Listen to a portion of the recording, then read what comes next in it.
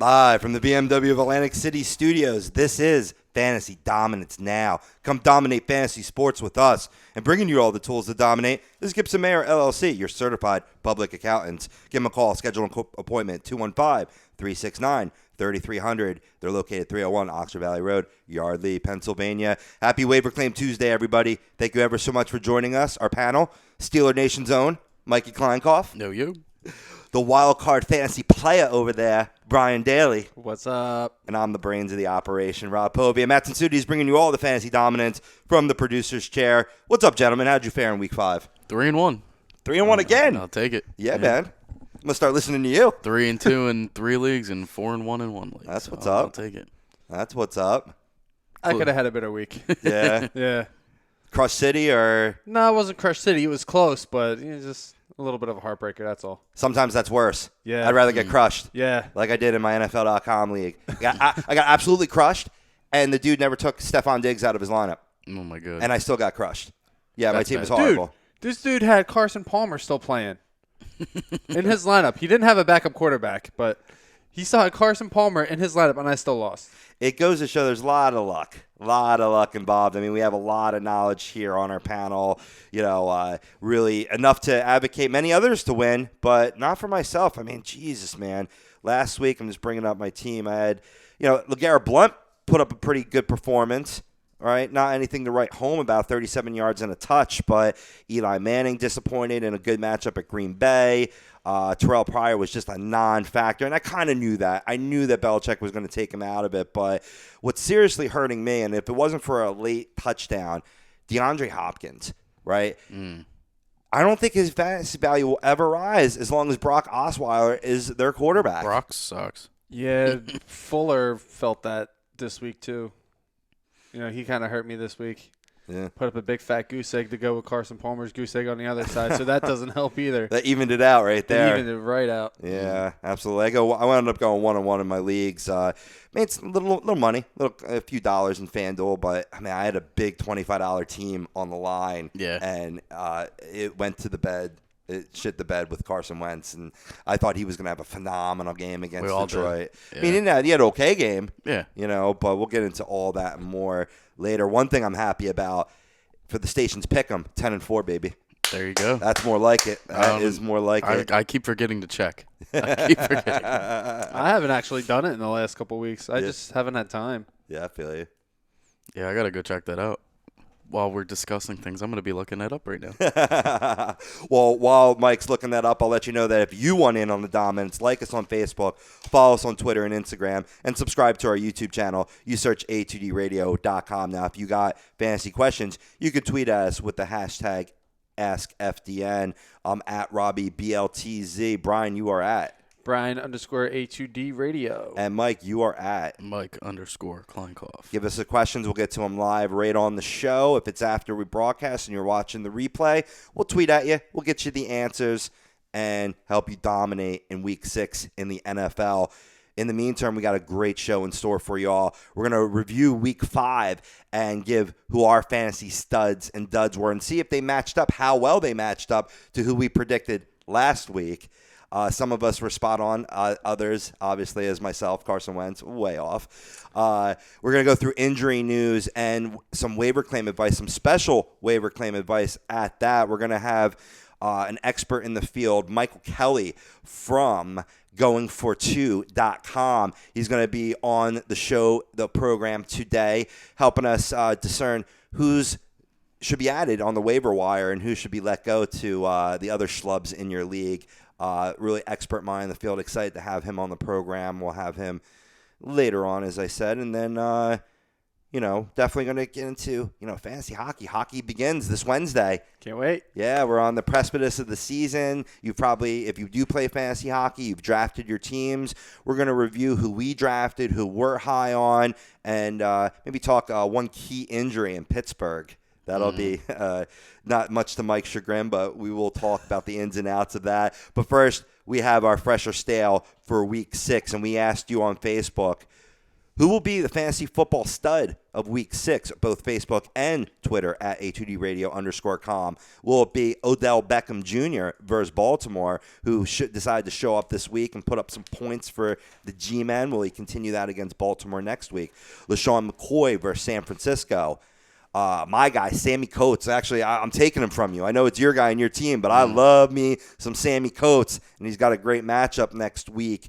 He was supposed to be in the thumbnail. I don't know what happened to that, but Sammie Coates is a high waiver wire ad. We'll get into all that later on the show, and then you can always vote other and comment who you think will be the fantasy stud of Week 6 in the NFL. So, getting into, we gave some options. Brian, you gave Odell Beckham Jr. versus Baltimore. Why did you give Odell Beckham Jr.? I mean, he just put up 56 yards and a touchdown against Green Bay. I think all he's really missing is some confidence. I think once you get that confidence, he gets that confidence back, and I think Baltimore's the team that he can do that with. He's going to get back to being that player that he was before. Yeah, Giants fans and fantasy owners who drafted him pretty high could only hope. I see that as a tough defensive matchup, but you think he can overcome? I think he can overcome it. I do. Be that rip-roaring 3-touchdown stud that fantasy owners need. I need that. Maybe I'll take him off my trade block if he could do that. Right. Mike, you went with LaShawn McCoy against San Francisco. Why'd you go LaShawn McCoy? He had a great week last week, and San Francisco allows the second most rushing yards per game with 146. So I figured, with how well Buffalo's been playing as of late, I feel he's going to go off again. Right. Yeah. No, very well could be.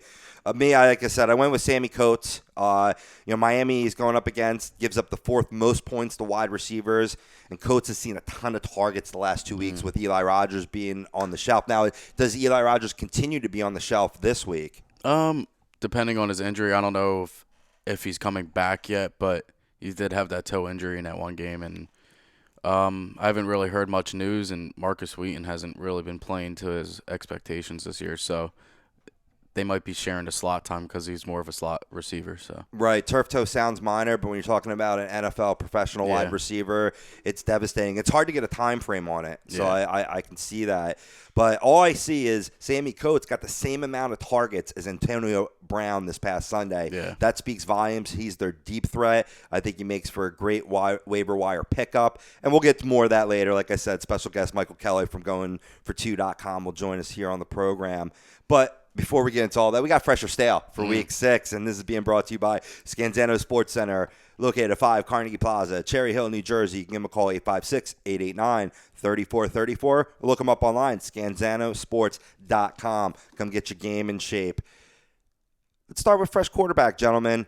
I'm going to have to, I was tied this week because Russell Wilson's owned in a lot of leagues. He's going against Atlanta, who gives up the most points to opposing quarterbacks. But we just saw that defense perform pretty damn well against the Denver Broncos. Now, mind you, it was against Paxton Lynch, so maybe you got to take that with a grain of salt. But most Russell Wilson owners, and he's owned in 95% of leagues, they're probably going to roll with him, especially the performance he put out last week when he was gimpy and still performed very admirably before their bye. So, he had the bye to rest. He's probably a no-brainer, but I'm definitely thinking a high performance from him. Definitely a fresh play. Don't be nervous about that knee. Another guy, though, and I please apologize if I take one of your guys by giving a number 2, Alex Smith.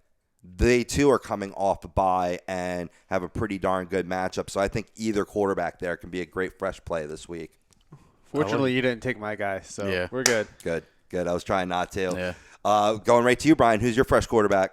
Mine's the red-hot Ben Roethlisberger. If you're not starting him yet, what's wrong with you? 9 touchdowns, almost 700 yards passing in the last 2 games. He's going up against the Miami defense this week. He's only going to be putting up more of the same numbers he did the last 2 weeks. I totally agree, and he's my fresh play for this week as well. Like you said, the 9 touchdowns.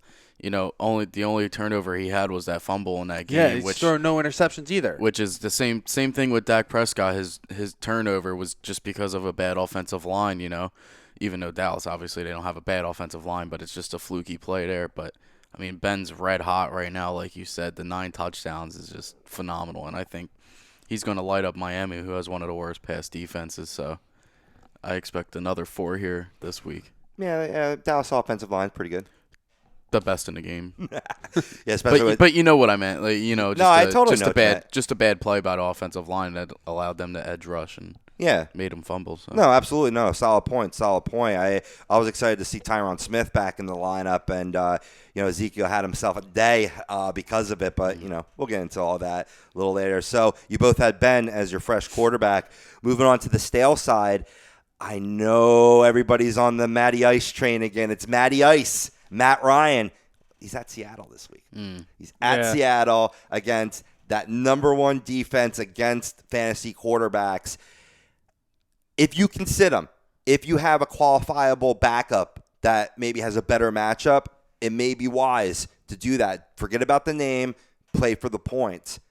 Certainly in DFS leagues, you're gonna, in FanDuel, DraftKings, stay away from Matty Ryan. There's better options out there. If you have to roll Matt Ryan, stack up your other skill positions because you're going to have to temper expectations this week. I mean, I'll say he'll still throw over 200 and maybe a touchdown, but I don't think much more than that. See, that's tough because he did just play against, the Denver defense, and their offense looked pretty damn well. So right. Well, thanks to the running game and Tevin Coleman, who wasn't supposed to play because of sickle cell anemia, and then all of a sudden did play and ripped off 30, much to the chagrin of Mike Mataraki here at the station, who wound up sitting him because he heard he was out. But that's a story for a different day. Were you going up against him? No, I actually played Tom this week, and I lost. Did you? Yeah. Oh, Tommy A. Yeah. Showing up. Yeah, he beat me this week. It's all right, though. My running backs did horrible. I had who did I have on the bench this week? I had Devontae Freeman on the bench this week against Denver's defense, and he got 17 points, while Isaiah Crowell got 2 against New England. So, Yep. You'd expect better from Cleveland, Them be the breaks. Yeah. Them be the breaks. All right, so Matty Ryan, my stale quarterback. Mikey, who's your stale quarterback? I'm going with Cousins here against Philly. Stafford did have the couple touchdowns, but to me, I just feel, Cousins isn't really going to be that effective this week. I mean, the defense didn't play. They played great in the second half. First half of the game, they were a little bit shaky, but they end up getting together and playing some good defense. So, right. To me, I mean, Cousins he's never really a solid quarterback this season anyway, but he's been playing kind of sloppy, so I'm going with him. Sloppy seconds? Yeah, stay away from him. Brian, who's your stale quarterback? Mine's actually Dak Prescott this week going up against Green Bay. I mean, Green Bay's got one of the best pass defenses in the league, and I think that's really going to pay dividends on the rookie. Fantasy numbers-wise, Green Bay actually does let up some points to the fantasy quarterback. I believe it's, between 20 and 24th worst in the league. But that's on paper. Right. In real life, we saw what he did to Eli, or what their team defense did against Eli Sunday night. Now you take a rookie going into Lambeau Field. This might be the week that Dak Prescott. 2 rookies. Yeah. Yeah. With Green Bay, that going to. I mean, It was a tough decision because I didn't want to put Zeke as my stale for running back, just jumping ahead. But Green Bay has the best rushing defense this year, only allowing like 45 yards a game, which is phenomenal. So that is phenomenal. It was so tough. I'm like, Zeke's been rushing for over 100 yards a game. How can I not? How can I write him down? But it was a tough decision. I have other ones though. I mean, if you want to jump right into running back on the stale side, that's who I put. I absolutely put Ezekiel Elliott. I mean, I still say you start him, though, but you again, like Matty Ryan, you definitely gotta temper expectations. Yeah, because the bye weeks are obviously kicking in. So I mean, if that's who you have, then you don't have a choice. I mean, there's no way I'd sit him even against the best rushing defense anyway. But right, yeah, I would still take that chance. Well, I mean, is Ezekiel Elliott matchup proof? I mean, he's getting to that point. I mean, I got a stat a little later on. I'm going to go into it right now. Both Dak Prescott and Ezekiel Elliott are the first quarterback, running back, rookie tandem to throw for 1,000 yards and rush for 500. With one, you got to respect the other. So maybe it puts a little chink in that Green Bay defense. Maybe they're going to run the ball a little more to protect Dak Prescott as a rookie in Lambeau Field. But I still say this is just smelling like day-old cheese right here. If you can somehow squirm somebody else better in your lineup, you may be prudent to do so. Yeah. It's tough though. I mean, that was a situation that I was kind of like, Yeah, very, very Yeah. tough. Sticking with the stale side of running back, Brian, who do you got? I got Jay Ajayi. He's going up against Pittsburgh. Plus, on top of it, you may have Arian Foster coming back for this game. It'd probably just be smart. If you don't have any other options, obviously you want to start him. But if you have any other options at all, sit Jay Ajayi. I totally agree, and I think we're on page today because he's the guy I wrote down because Steelers' rush defense is the 5th best in the league. Right. So, I mean, it is going to take a toll with, Cam Hayward being out, but, I would still sit him, especially like what you said, if Foster does come back, and Foster does usually do pretty damn good against the Steelers' defense. But Yeah, I mean, they say he's already ahead of where they expected him to be but at this he's point. vegan, so he'll be out in another week. Who's vegan? Foster. Oh, Foster. Yeah. I thought you were saying that Jai was Foster. I'm like, what did No. what did Foster? He's like just rubbing off on If he comes back, he's just going to fall apart again. That's part of the reason why he's so injury prone. Yeah. Somebody get that guy a steak. I blame the natural foods. Eat some meat. Eat some Get meat. that man a steak. Well, on the fresh side, speaking of food, we'll stick with you, Brian. Who's your fresh running back this week? Actually, I got Carlos Hyde. He's starting to heat up in that Chip Kelly offense over there in San Francisco. 153 yards and 2 touchdowns in the last 2. He's going up against Buffalo this week. I think he could do some damage running up the middle there. Agreed. Mikey? Oh, we all know who mine is. Mine's Shady. Shady? Yeah, I think he's going to go off against, like I said before, the 31st rushing defense in the league. So, Shady it is. I would bet high on him this week. Yeah. I mean, hey, it's a guy you picked for fantasy stud, so Yeah. obviously, we don't always have to double up, but it's a fresh play if you think he's a fantasy stud, and you very well could likely have that. Bowman's definitely a big loss for San Francisco. So, I mean, that's your middle pressure right there. Right. Yeah, if Bowman's still playing, maybe not as good of a play. Probably. Yeah. I don't think their rushing defense would be as bad if Bowman's still in the game. Right. Now, minus the questionable fumble in that Detroit Lions game, Ryan Matthews had a pretty darn good game last week. 11 attempts for 42 yards on the ground, but he added 5 catches for 33 yards and a touchdown in the air.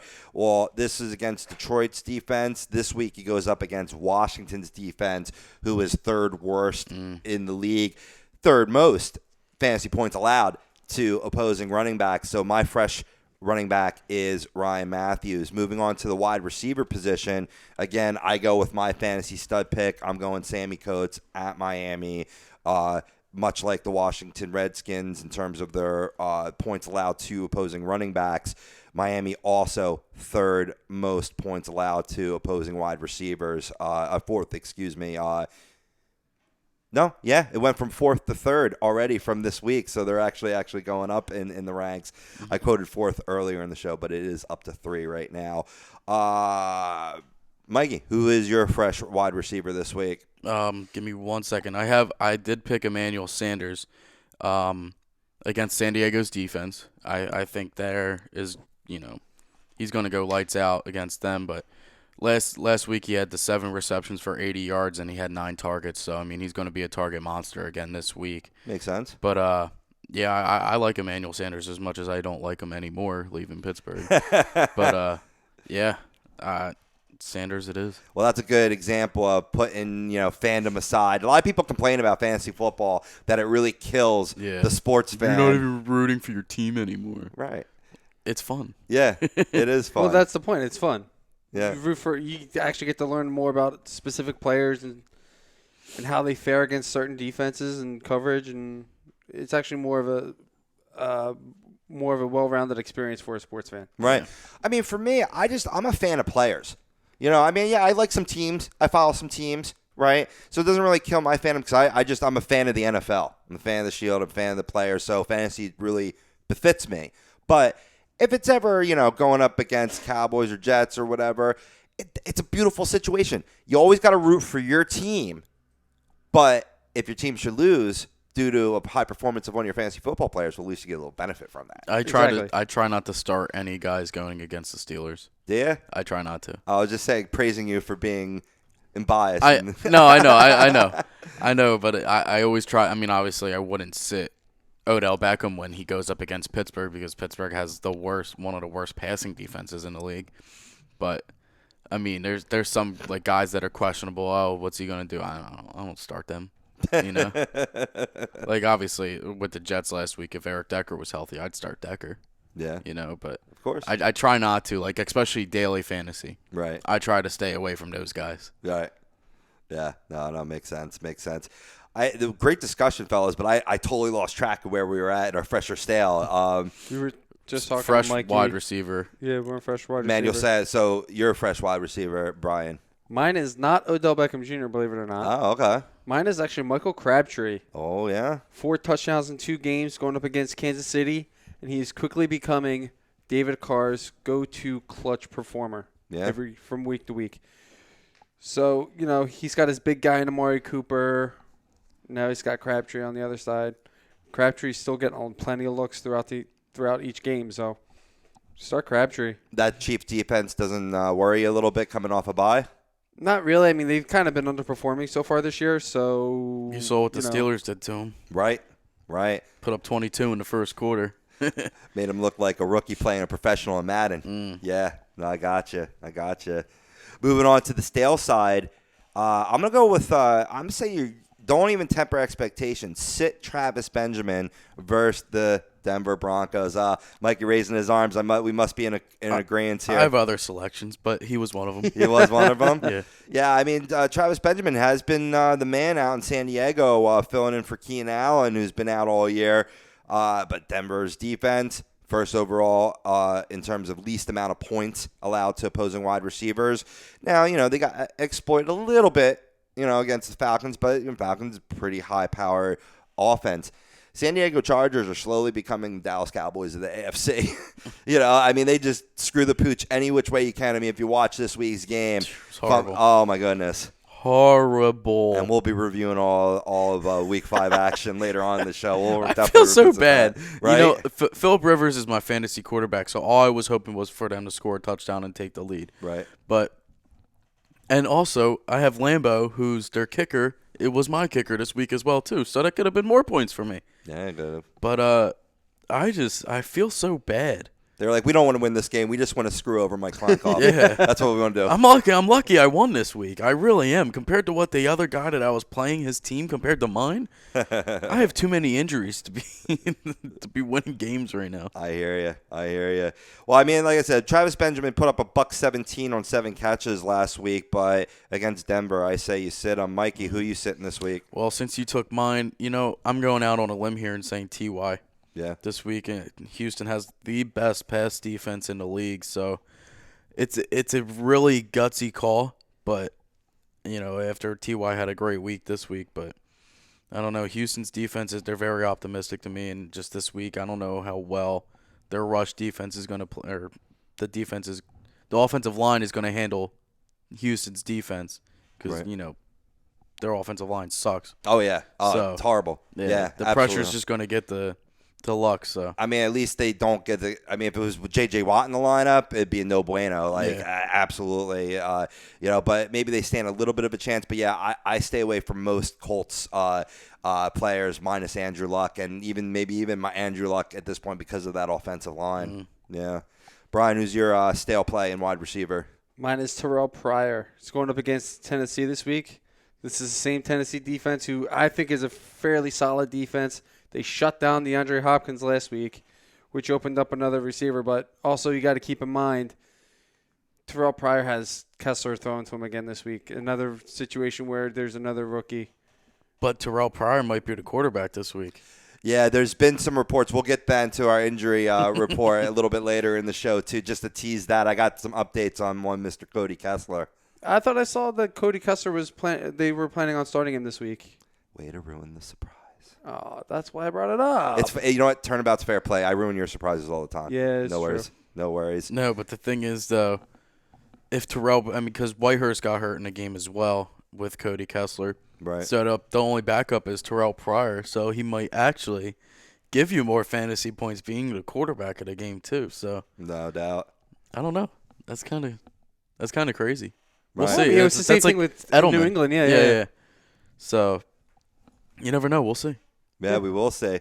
Let's move quickly over to the tight end position. I'm going to say my fresh play, not a homer move, but I'm going with Jason Witten, who he's getting old. It hasn't been, the dynamite tight end that he's been in the past, but he still serves as a good safety blanket for Dak Prescott. And what did we talk about earlier?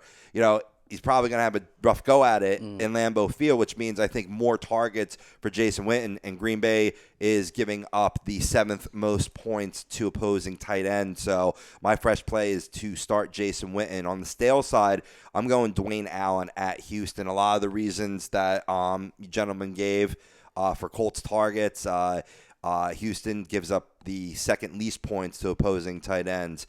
Brian, who's your fresh and stale for tight end? I got Martellus Bennett for New England as my fresh this week. Tom Brady's back. Tom Brady's going to find him. I believe he found him on Sunday. He did touchdowns. Much to my FanDuel was like, I wound up throwing in Martellus Bennett for Gronk at like the last minute. And boy, was that a good play. I mean, Gronk had a good game too, over 100 yards.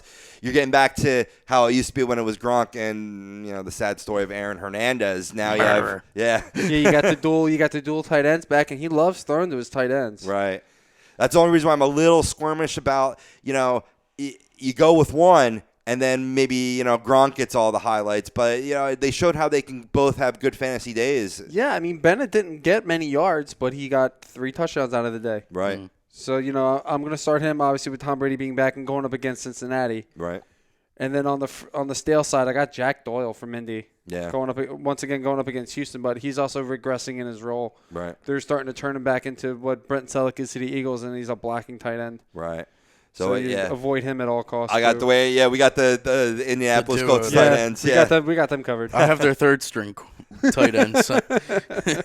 No, but my fresh is Greg Olsen, maybe coming off maybe the best game of his career this week, and he goes up against a poor Saints defense this week again. So, I mean, depending who the quarterback is, Greg Olsen gets a lot of targets either way. So, I like him as my fresh. My stale has been Jacob Tamme. I think, we were very high on him the past couple of weeks, and, he's been kind of slowing down a little bit, and he's going up against that Seattle pass defense, overall defense. Right. And I think he's going to be shut down. Yeah, agreed. Absolutely agreed.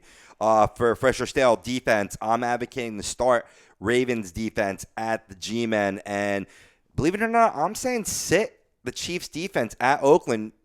Brian, you talked a little bit about it with Crabtree. In that matchup, Chiefs defense has been disappointing, even though they're coming off a bye, even though they were ranked previously one of the top defenses. I think they put up a stale performance this week. Mikey, who's your fresh or stale defense? I'm going with my very own with Pittsburgh. Even with the whole defense being injured, Miami's run game hasn't been too strong, and Tannehill has been one of the worst fantasy quarterbacks in the league this year. So I'm going with the Steelers as my fresh defense.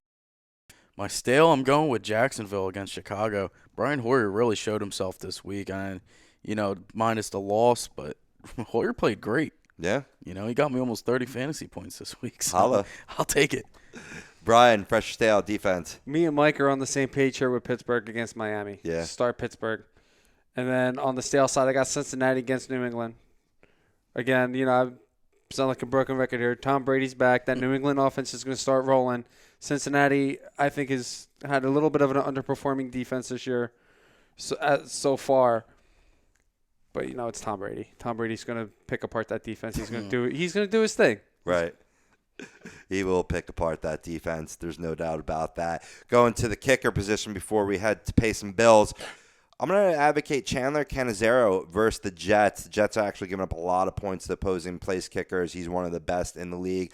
And I just want to highlight for you people, I told you to start Adam Vinatieri last week, and he had 23 points as a kicker.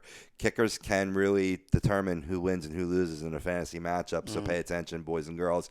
On the stale side, I'm saying sit Dustin Hopkins versus Philly. Philly's definitely giving up the least amount of points to opposing place kickers. Mikey, real quick, your fresh or stale for kicking? Matt Prater against L.A. and stale. I forget his first name, but Nugent, Cincinnati's kicker against New England. Mike Nugent? Mike, that's his name, Mike Nugent. How could I forget? That's my name. Nougat. Nugent, whatever. No, I think it is Nugent. You're right. I'm just busting balls. Brian, who's your Balls precious have been busted. official?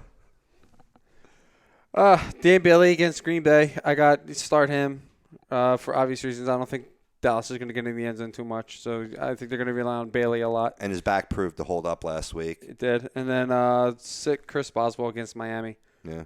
He's not going to get you much points.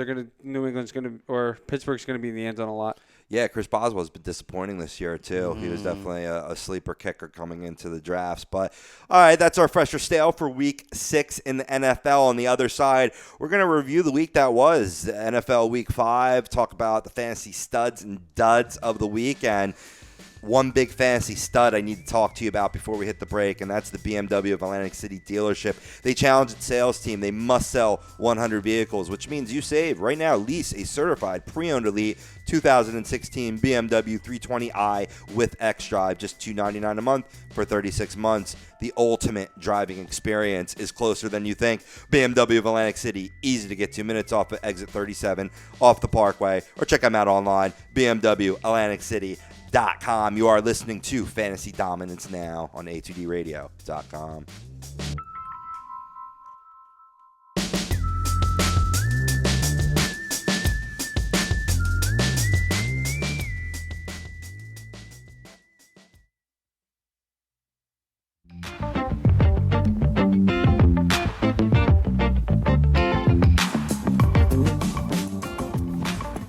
A2DRadio.com is sponsored by The Sports Outlet for all your sporting needs. Located 703 Black Horse Pike in Glendora, New Jersey. Give them a call at 856-939-2030 or email them at sportsoutletnj@comcast.net or visit them on the web at www.sportsoutletinc.com for all your sporting needs. The Sports Outlet.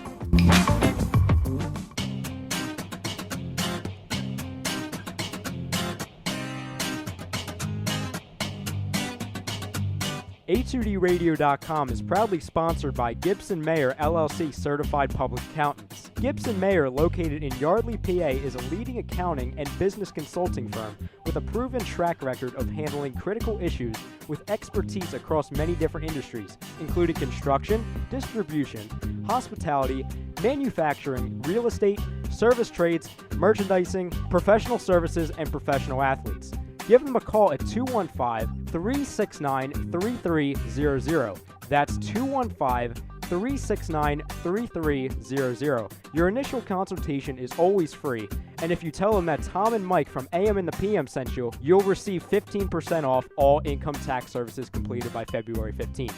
That's Gibson Mayer LLC Certified Public Accountants, 215-369-3300, or visit them on the web at www.gibsonmayer.com. That's gibsonmayer.com.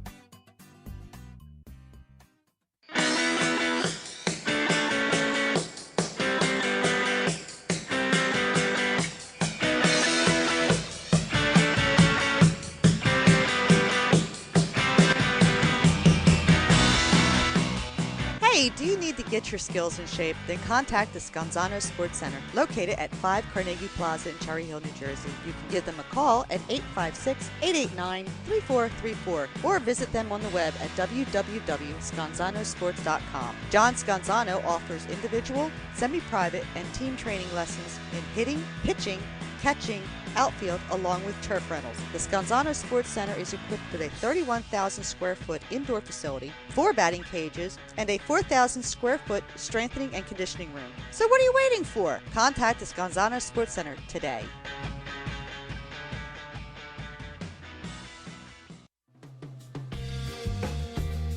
You're listening to Fantasy Dominance Now, only on A2DRadio.com.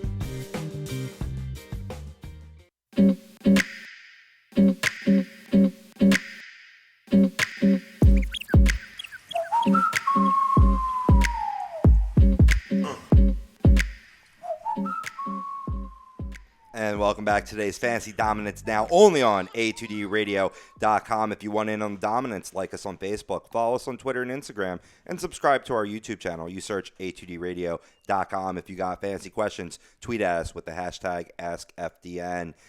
We asked you on Twitter at A2DRadio_com who will be the fantasy football stud of Week 6. Will it be Odell Beckham Jr.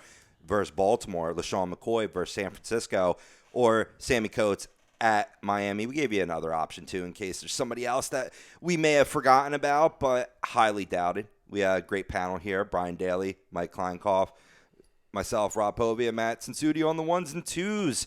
So vote now, and we'll get to the results later on in the show.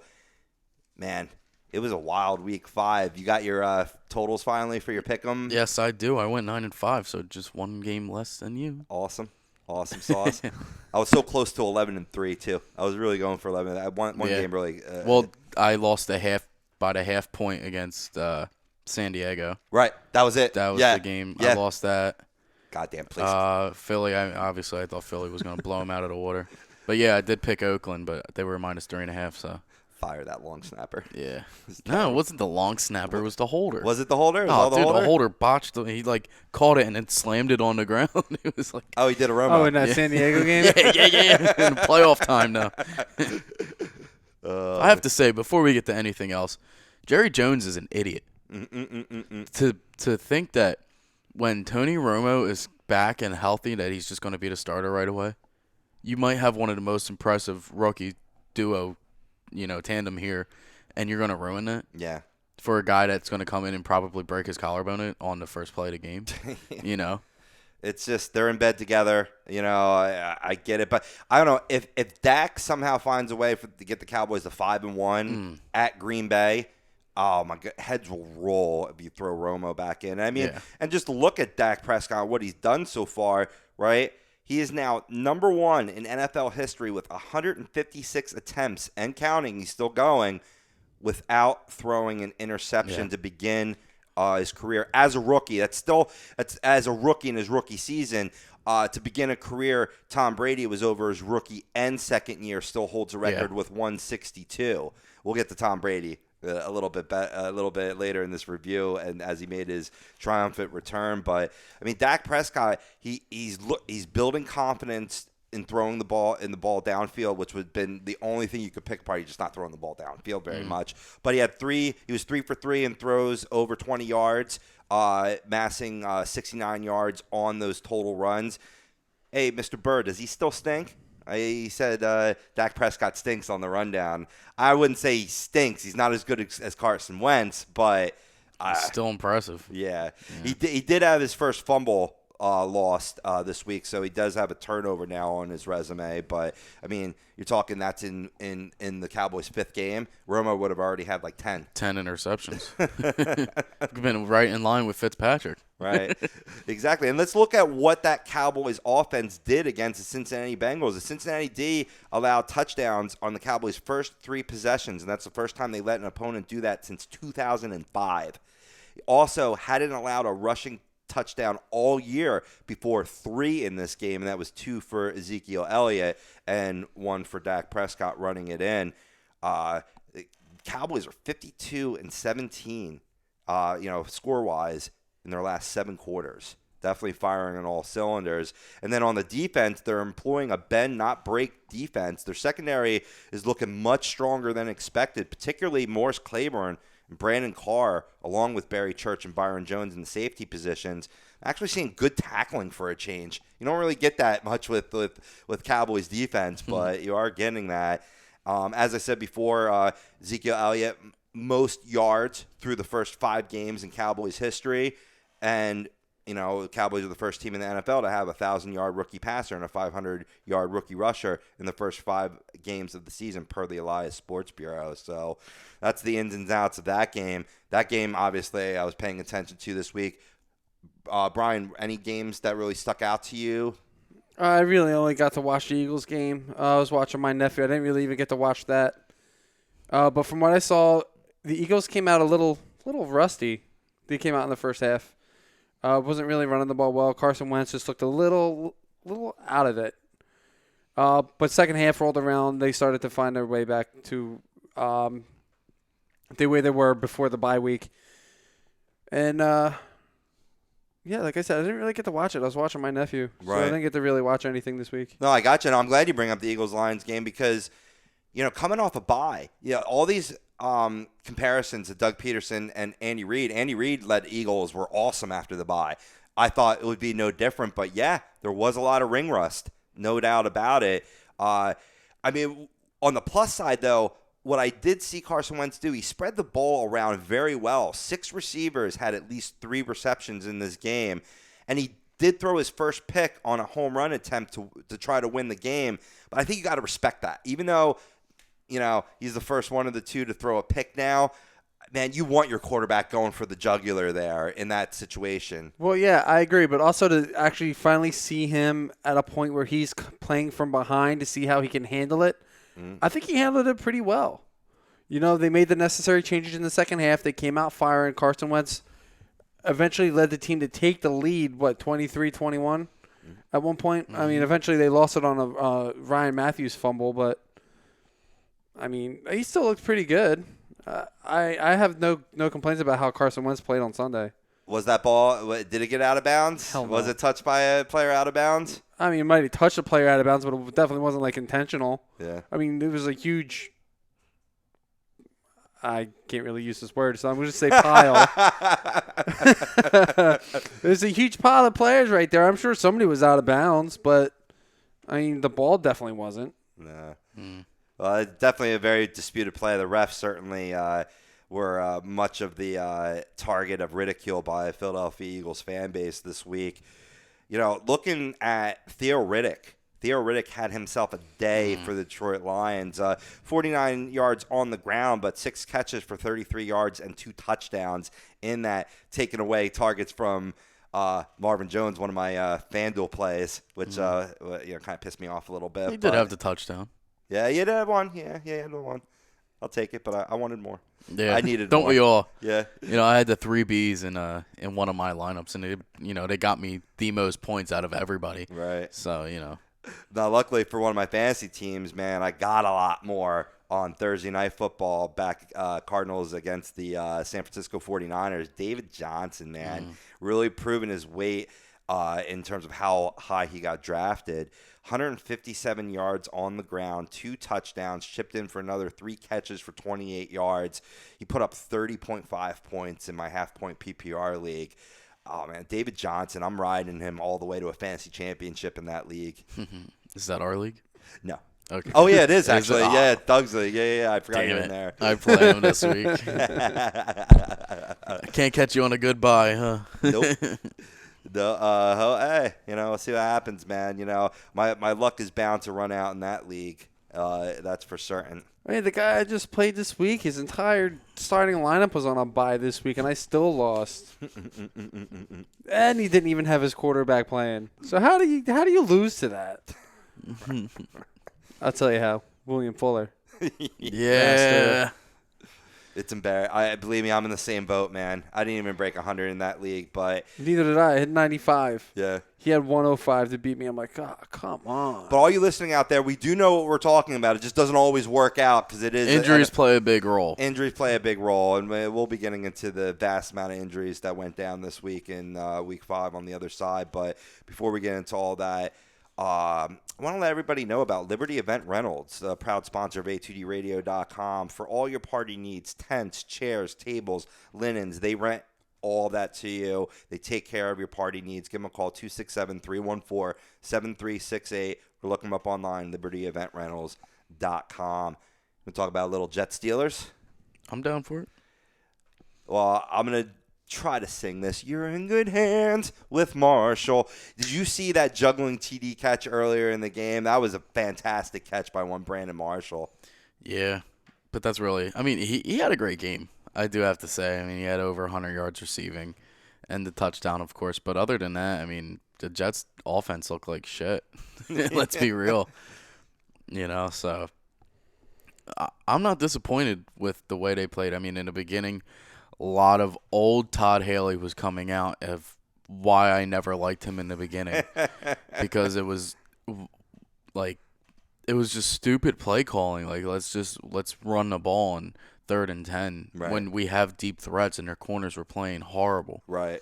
You know, and it's just we have so many weapons when it comes to the pass game, and with Le'Veon coming out of the backfield, and we decided to do a halfback draw on 3rd and 10 when we had a pretty good drive going, and then we punt the ball away. We were losing at halftime, but then we went 17-0 after the half. So overall, great game, but again, injuries for the Steelers. I think we're gonna have a whole second string as our starting lineup by the end of the season because it's not working for us, man. It very well could be, man. I mean, it's something you have to battle with. But the depth of your team, though, I think it may not work out the way you wanted it to work out. But the Steelers definitely back on the right train here. Really dominated the not quite yet, and we're gonna go to my fantasy stud pick of next week. A lot of it's based on what he did this week, and that's Sammie Coates had a phenomenal game for the Pittsburgh Steelers. He put up 6 catches on, like I said, team high tied 11 targets, 139 yards, and 2 touchdowns. Really being that deep threat that the Steelers missed with Martavis Bryant. Yeah, but Sammie Coates, he's been filling in pretty well. I mean, he could have had a lot more yardage and maybe another touchdown, but he lacerated his finger in the middle of the game. Ooh. So I'm pretty sure it's right in the webbing too, right? In the spot that you don't want it, but he put on a protective glove and played the rest of the game. But you could tell he was trying to make a lot of one-handed catches because he wasn't closing the ball. Right. A lot of them were trying to make body catches and stuff like that, but I mean, the 6 receptions, 139 yards was second most for receiving this week, and the 2 touchdowns was phenomenal. Absolutely phenomenal. You know what else was phenomenal? Tom Brady's return. Now, mind you, it was at Cleveland. Yeah. So he had a great return party. He gets a game against Cleveland. I guess he doesn't hate them too much then. Yeah, right. A lot of connections there with the Cleveland Browns. Belichick used to coach for them, and he took no mercy and little no mercy WWE reference there. Tom Brady, 406 yards on the day, 3 touchdowns, all 3 to Martellus Bennett, who we highlighted earlier in the program. Man, I mean, they did so well that they actually pulled Brady back out of the game with half the fourth quarter left to go. Don't forget about his 14 yards rushing as well. Yeah, chipping in on the ground. Yeah, he doesn't do that often. Nah. He's fleet of foot, man. He's smart. It's expertise. A lot of times, an aging quarterback. Don't get me wrong. I'm not saying he's not fleet of foot, but definitely, like you said, not his forte. But can move around, make smart plays, and amass some yards on the ground. So, for all your Patriots fans, free Brady Nation. Well, he is free and looking to move on. And Pats are a strong contender now in the AFC with how well they did before his suspension was lifted. Talking about the Bears-Colts game, Cameron Meredith filling in for Kevin White, who's done for the year. Man, he had himself a little bit of a game here. He popped up a little bit on fantasy radars last week when the Kevin White IR was announced, but I don't think anybody expected a 9-catch, 130-yard performance with a touchdown because that helped no one. No one, sir. You know what's understands. Crazy, though? I was looking at a lot of these top lineups for DraftKings, and so many of them had him. Yeah. I mean, it was a great value pick. He was only like $3,500. Same thing with Coates. Coates, I think, was only like $3,600. And they both went off. Yeah. Yeah. I mean, a lot of people taking a flyer. Yeah, he was cheap in the daily leagues. He did fumble in the fourth quarter, though. So that hurt him a little bit. Yeah, it did hurt him because they end up losing a game. Yeah. No, definitely. But, good for the fantasy owners that took a risk on him. I was not one of them. I was thinking about it, though. But he's definitely a great waiver claim. We'll get to that, though. Hey, yo. That's right. Just did it. Sorry, a little tickle. We'll begin to a lot of waiver wire claims. We're still going to have Mike Kelley from goingfor2.com giving he writes articles for Waiver Wire pickups also. He does his own start him and sit him. I want to invite him for the Waiver Wire because we got start and sits covered with fresh or stale. Yeah. Ours is better. I like that. Sorry, Mike. Moving on to the Texans at Vikings game, we highlighted before Brock Osweiler. He absolutely sucked. At one point in the third quarter, he only had 60 yards passing. I wound up posting this on Instagram. I don't know if you boys saw this or not. Yes, I did. Yeah. Yeah, I saw that. You go to Pove_at2D Radio right now, and I basically go, you suck, Brock Osweiler. That is all. And Brock Osweiler's box score, I'm listening because it's been putrid. It's really hurting, as we said, DeAndre Hopkins and Will Fuller, their value. Tom Savage is their backup, and that's not really a qualifiable backup, so I guess they got to stick with Brock, no? Yeah, I don't have a choice. Yeah. I mean, again, I offered myself to Miami last week. Yeah. Houston, you need a quarterback? Let me know. I'll do it. I could sling a ball a good 25 yards. My scenario is $500,000. That's all. keep Tony Romo in state. Trade him to the Houston Texans for Savage and draft picks. I would no. No, I would drop Will Fuller in a heartbeat. Keeping up with the merriment here, going on to the Washington at Ravens. What an idiot, C.J. Mosley. He makes a key interception late in that game and fumbles it right at the goal line, trying to make it a pick six by throwing it out the back of the end zone. You're a moron. That's a Deshaun Jackson move. Yeah, it is. That was great.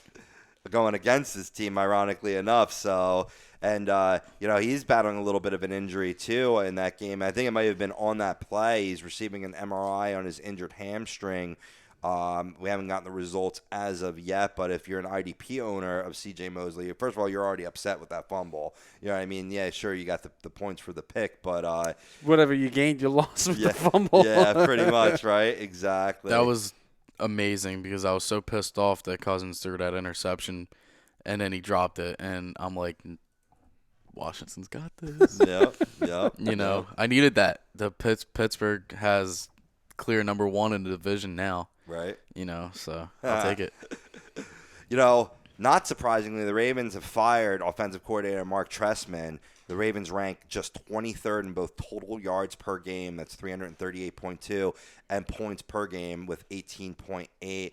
Trestman, man, once deemed a mastermind offensive genius in this league, fired from the Bears as head coach, now fired as offensive coordinator in respective years. Yeah, I don't get it, man. That offense in Baltimore is basically non-existent. They got so much talent over there. They do. But they do nothing with it. Yeah. Well, it's what I was bringing up earlier before the show with Terrence West. Dude had 8.6 yards per carry, but he only rushed 11 times. Why are you not rushing him more? Right. Obviously, I don't want to defend Baltimore because I hate them. Right. But you're going against Washington, who has one of the worst rushing defenses in the league. You rush him 11 times, he has 95 yards. Why wouldn't you keep going to him? Right. Especially after Steve Smith had the ankle problem. Exactly. You think you would have rushed with him more. I was hoping they would rush with him more because I played him in 2 FanDuel leagues. I picked him up, too. And, I needed – obviously, the 9.5 points were great for me, but it's like, come on. Could have been over 20. It could have been if he kept going. Only 11 rushes. Right. Stupid. Well, obviously, it's a good thing that he got fired. I mean, we still haven't played Baltimore yet. We got 2 times against them. Right. Obviously, I don't want them to do good. But, it's just stupid. For fantasy owners, I'm pissed off. Yeah. No, agreed. Absolutely agreed. When it comes to guys making retribution, we saw Odell Beckham Jr., as we alluded to earlier in the show, really finally show up on the map this season. Had a pretty nice game against Green Bay Packers on Sunday Night Football. Put up 5 catches, 56 yards, but a touchdown. Better than he had been doing. A lot of people were really getting worried about Odell Beckham, especially when he had the sort of mini meltdown with the kicking net and saying that. Apparently, he hugged it on Sunday night. Yeah. He gave it a big hug and a kiss in celebration of that confirmed. Another TD. question: in or out? His foot. I think it was in. Barely. Because my dad's growing to really hate Odell Beckham, and he's like, "Oh, his foot was out." I was like, Yeah. "Dad," I was like, "I needed that foot to be in." You don't understand. I would have lost if his foot wasn't in. Well, I understand why your dad hates him or whatever. I mean, the way he bitches and complains. He's just a media whore. Yeah, he's You know? he's like a mini version of Des Bryant. You know, he had on his gloves. I don't know if you saw it. It said "Just smile." You know, because he said he's not having fun playing football. Are you having fun now? Are you having fun now, ODB? You know, There's because your something fantasy wrong with owners that aren't. offense, though. Yeah, You know, going to a dud. It was Victor Cruz. He had nothing. yeah, 0 against, like I said before, Green Bay's got one of the worst passing defenses in the league. right. And he had 0. Yeah, You know, a lot of guys were high on him, saying, you know, he could be a good flex position, and threw up a nice old goose egg. yep. No, absolutely. Want to remind the listeners that who we picked last week to be the fantasy football stud for Week 5 in the NFL. I picked Carson Wentz. Brian, you picked Julian Edelman. Yeah. And Mr. Mike over here has been celebrating all week, picked Amari Cooper. One of us won that matchup. Two of us, well, I mean, Carson Wentz didn't have a terrible game, but not the fantasy stud play that I was going for. Julian Edelman, that's where I was a little disappointed. You know, I mean, I know there's a lot of targets that were Gronk, Martellus Bennett. You know, Julian Edelman led in targets. He had 10 on the game, but he only hauled in 5 for 35 yards. Come on, man. you think that's ring rust? You know, like them not being practicing together for quite a bit. Probably. I mean, a lot of people are saying that they're just working some kinks out and stuff like that. But Next it's week against should be Cleveland, better. so it's But against Cleveland still has a pretty it's against decent your pass practice defense, squad. though. Right? I mean, you have Hayden, yeah. Yeah, Joe Hayden was probably the one covering Edelman the entire game. Right. And the thing of it is that you would think that there shouldn't be any rust because, I mean, Edelman and Brady have been playing together for quite a long time or whatever. But, you know, it's kind of what have you done for me lately? What have you done lately? And maybe we saw that this week. I'm not sticking up for your pick, but I was surprised that Julian Edelman didn't do better in that game. So we're going to, advocate to do better this week with our picks of aforementioned Odell Beckham Jr., LaShawn McCoy, and Sammie Coates. Now, who I picked for fantasy stud, I picked Carson Wentz, but in actuality, who it was Tom Brady. 400 yards, 3 touchdowns. Welcome back, Mr. Brady. My fantasy dud this week was C.J. Anderson. C.J. Anderson had a pretty damn good matchup against the Atlanta Falcons, and how did he respond? He put up 41 rushing yards on 11 attempts, 3 catches for 21 yards. In a PPR league, he put up about 7.5 points. C.J. Anderson's kind of fallen off after a good hot start. And in this matchup in a game that just did not work out the way it was supposed to be, he definitely was a dud this week. Brian, who was your fantasy stud and dud? I actually have a couple of each. Cool. Because I thought it was a pretty good week. Obviously, my number 1 is Tom Brady, so I'm with you there. 406 yards, 3 touchdowns, no picks. And then this is where I agree with you with David Johnson. 27 attempts for 157 yards, 2 touchdowns, 3 for 6 for 28 yards receiving. So he had a really good week. Hell yeah. And my number 3 is actually Ezekiel Elliott. In 15 rushing attempts, 134 yards, 2 touchdowns, 3 for 4 for 34 yards in the receiving game. So he had himself a game this week too. It was tough to pick between those 3, so I kind of just went with all 3 of them. All 3 of them are studs. Right. And then I got 3 duds too. 3-headed. Yeah. Julian Edelman. Yeah. Yeah. And then Will Fuller, 6 targets, 1 reception for 4 yards. Right. He mirrored DeAndre Hopkins of last week. Yeah. And then after having, was it last week that Trillio went off? Or was it 2 weeks ago? Yeah, it was last week. Last He week. put Last up week like for 20 300. points Okay. last week. Mm-hmm. Yeah. So he goes for 6 targets, 2 receptions for 29 yards for my 3rd dud of the week. Yeah, kind of expected there a little bit because that is Denver's strength. I mean, there was a lot of debate between me and Michael Kelley, who will be joining us later on in the program, on what do you do with Matt Ryan and Julio Jones this week going against the Denver defense. He advocated sitting Matt Ryan but still starting Julio. I was saying, just start both. You know what I mean? Take what you can get. I still expected a little bit more from Julio. I mean, Julio is one of the top receivers in the league. He's easily top 3. Why would you ever want to sit Julio Jones? No, Right. Unless it's a bye week. Right. I mean, back in the day, would you sit Jerry Rice against anybody? No. Hell no. I'm not saying Julio Jones is Jerry Rice. I'm not even saying Julio Jones is Antonio Brown, although it's kind of close. Anyway, Julio's got height on him. Yeah, he does have height. Your fantasy stud and dud, Michael. Stud, real quick. I picked Amari Cooper, but Le'Veon Bell too. He had the 9 receptions for 88 yards, along with the 66. Hey, come on, let's be real. The 9. Hey, PPR league, 9 catches right there is more than what Edelman got total. So, ouch. So Le'Veon there, and last night Jacquizz Rodgers, 30 rushes, 101 yards rushing, and 5 receptions for 28 yards. I got nothing. It's definitely a guy that nobody had on their team last night. No, I don't think anybody great picked up Rodgers.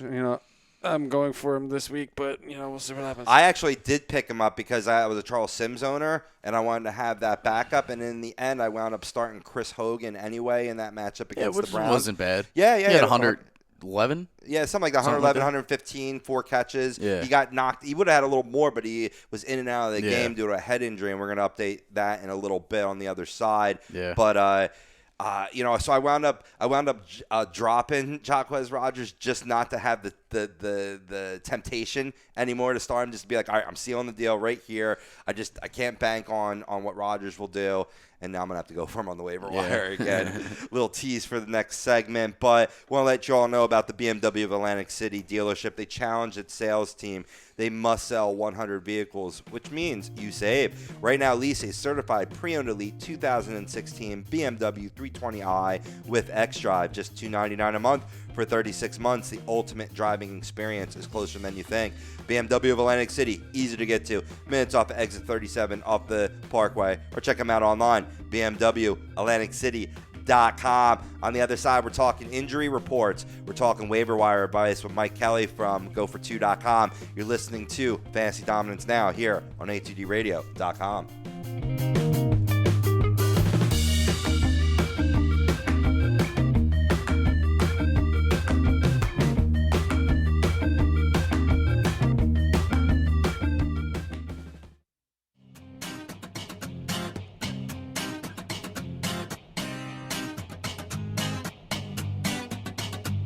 A2DRadio.com is proudly sponsored by Gibson-Mayer LLC Certified Public Accountants. Gibson-Mayer, located in Yardley, PA, is a leading accounting and business consulting firm with a proven track record of handling critical issues with expertise across many different industries, including construction, distribution, hospitality, manufacturing, real estate, service trades, merchandising, professional services, and professional athletes. Give them a call at 215-369-3300. That's 215-369-3300. Your initial consultation is always free, and if you tell them that Tom and Mike from AM and the PM sent you, you'll receive 15% off all income tax services completed by February 15th. That's Gibson-Mayer LLC Certified Public Accountants, 215-369-3300, or visit them on the web at www.gibsonmayer.com. That's gibsonmayer.com.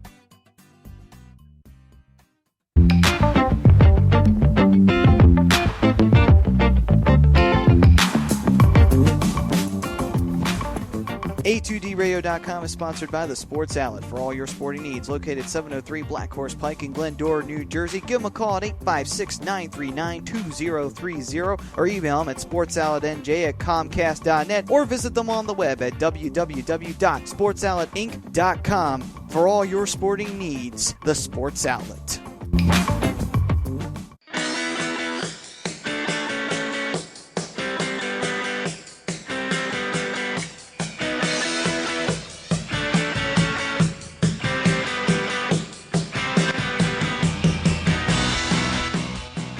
Do you need to get your skills in shape? Then contact the Scanzano Sports Center, located at 5 Carnegie Plaza in Cherry Hill, New Jersey. You can give them a call at 856-889-3434 or visit them on the web at www.scanzanosports.com. John Scanzano offers individual, semi-private, and team training lessons in hitting, pitching, catching, outfield, along with turf rentals. The Scanzano Sports Center is equipped with a 31,000 square foot indoor, 4,000 square foot strengthening and conditioning room. So what are you waiting for? Contact the Scanzano Sports Center today.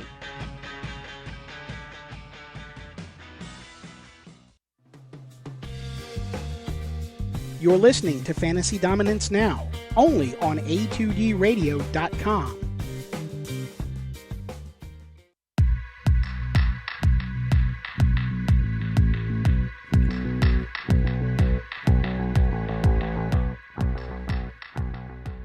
And welcome back to today's Fantasy Dominance Now, only on A2DRadio.com. You want in on the dominance, like us on Facebook, follow us on Twitter and Instagram, and subscribe to our YouTube channel. You search A2DRadio.com. You got fantasy questions, tweet us with the hashtag AskFDN. I'm at Robbie BLTZ. Mike, you are.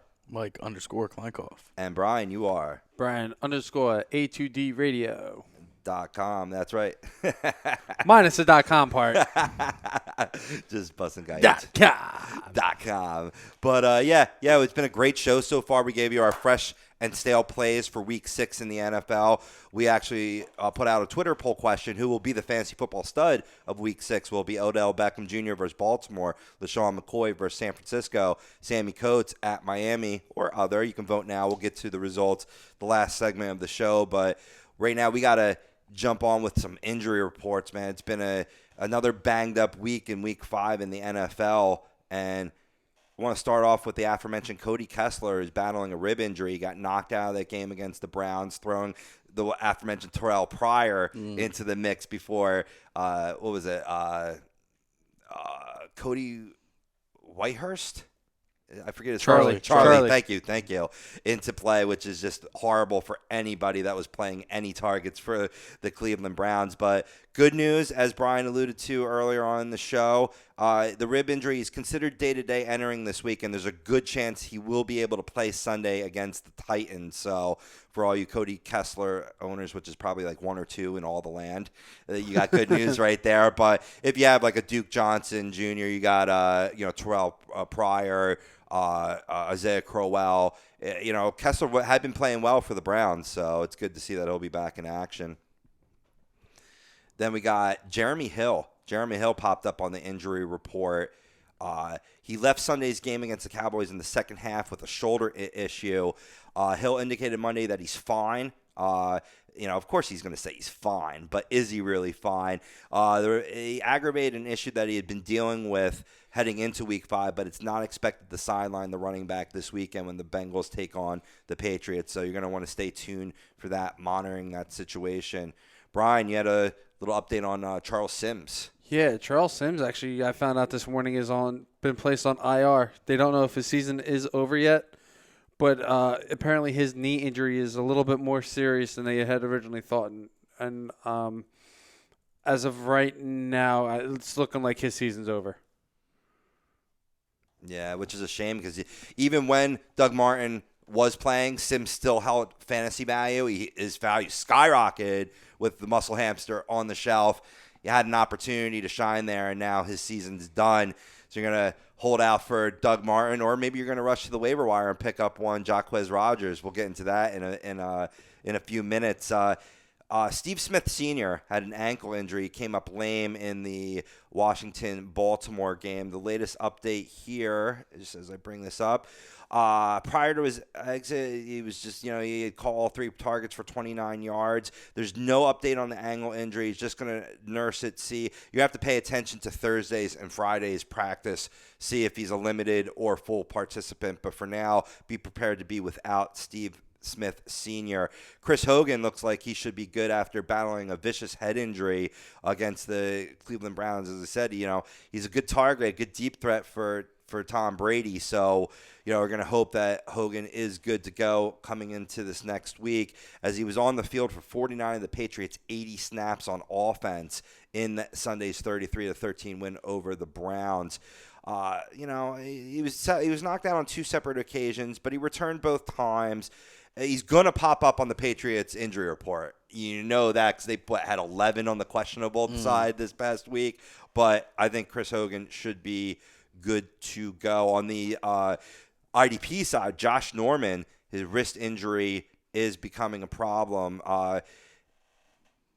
Is becoming a non-issue at this point. He's not anticipated to miss any time after hurting his wrist during Sunday's game against the Ravens. So you dodged the bullet there for your defensive back position. Any other injuries you boys want to talk about? Well, Cameron Hayward, I'm not sure exactly what he injured, but he will be out the next 2 to 4 weeks, so that is going to hurt the rush defense a little bit. I do know he did leave the game about the second quarter, and obviously it was a big loss, but the defense held together and played good. So they said at the latest he'll return week 9, and same issue with Ryan Shazier. He should be back by then as well, but I'm hoping to get them back sooner because we need them. But if you are looking for somebody, Vince Williams taking over Shazier's spot. He looked phenomenal. Did he? Against the Jets this week. Phenomenal. Of course he did. Yeah. In your opinion. No, he was great. I'm telling you, man. I'm telling you. No, I watched the game too. I was saddened by this. But yeah, that's our. You're a Shazier owner, right? That is correct. Our injury report was brought to you by Sports Outlet. For all your sporting needs, go visit them 703 Black Horse Pike, Glendora, New Jersey. Give them a call 856-939-2030 or check them out online, sportsoutletinc.com. Want to bring in our special guest today, Mike Kelley. He is from goingfor2.com, where he writes waiver wire recommendation articles, start, sit recommendations on game day. He's also got an awesome Facebook group, Dynasty League Problems, where you can address all of your questions. We've been getting involved together. Mike, welcome to the program, man. How you doing today?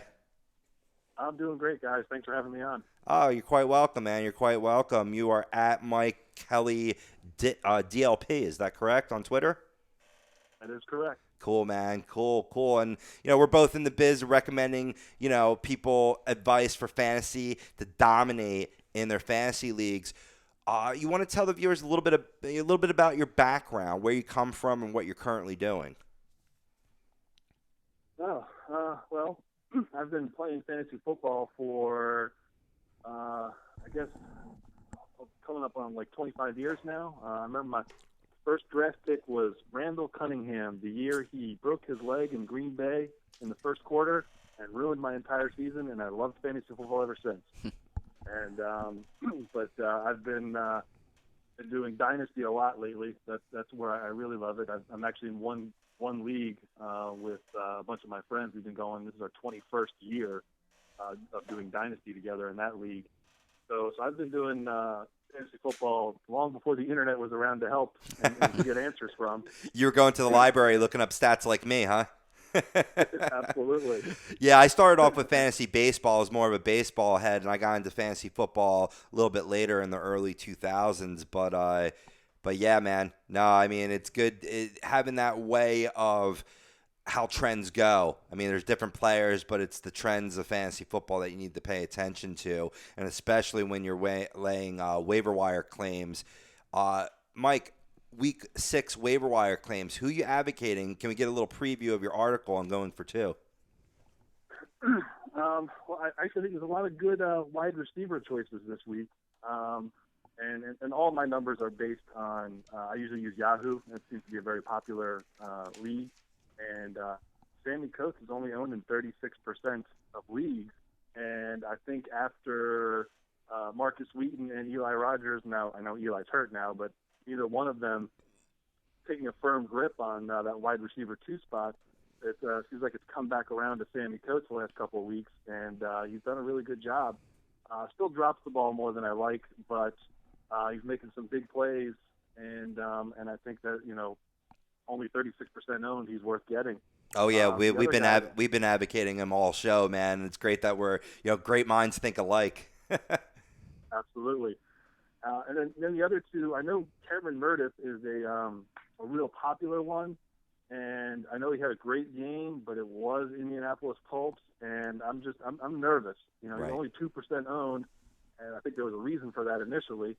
But getting the start now that Kevin White is on IR, there could be something there, but that's just a little too risky for me. And the one that I think people are forgetting about, and probably because he played last Thursday too, Jeremy Curley. He's quietly being pretty consistent out in San Francisco, and he had a very nice game Thursday night, and I think more people were just upset with Michael Floyd and John Brown that they didn't realize Jeremy Curley, put up over 100 yards and a touchdown, and he seems to be Blaine Gabbert's go-to guy. Now, the caveat there is, does Kaepernick take over, and what happens to Curley at that point? But Right. As long as Gabbert's in, I think Curley looks like a solid PPR play for a lot of people, and he's only 7% owned in Yahoo. Yeah, even with the ESPN, he's only 8% owned, and he had the 14 receptions, 190 yards, and 2 touchdowns the last 2 games. So he's been their hottest receiver. So I was going to ask you if we should take that chance with him. I'm sorry, what was that? I just wanted to ask you. Obviously, you do agree then because you brought him up. But I was going to ask you before if we should take that chance with Curly. But obviously, since you brought him up, then you do agree. I think so. I'll divulge. I'm a Jets fan, so I've known Curly for many years, and we had him on the team. And one year he was our best receiver when we lost all of our receivers, and he did well. He fought hard. He's a scrapper. He fights for yards. If you get return yards, you get a couple extra points there because he does the punt returns. I feel like the safer play is Curly. I think a lot of people are going to go after Meredith, and I think you could slip Curly in, and you can bank on his production better than you can bank on Meredith's for now. No, fair enough. Fair enough. You are advocating Brandon LaFell at all this week to any of your readers? I wanted to. I had him down initially, and he had an excellent game against Dallas. And I think Andy Dalton's been looking for someone besides A.J. Green to throw to, and it might just be LaFell until Eifert gets back. But I just couldn't bring myself to it. LaFell he's so streaky. Yeah, he is. And, he has those good games, or, he had that good year in New England, but then the next year in New England, I know he started out with an injury. It was like Tom Brady never even knew him. And so I've never been able to pinpoint what LaFell's problem is, why he can't stay consistent, and that's kind of why I wasn't going to give him a one-game nod and say, you're worth it to me. I agree. I like that. Screw Cincinnati. Yeah, Mike here is a big Pittsburgh Steelers fan, so yeah, you touched a nerve there.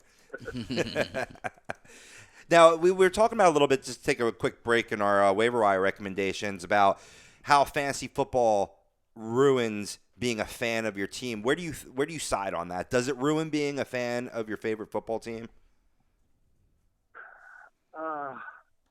Honestly, I think so. Yeah. I think I love my dynasty team more than I love the Jets right now. Maybe people that only do redraft.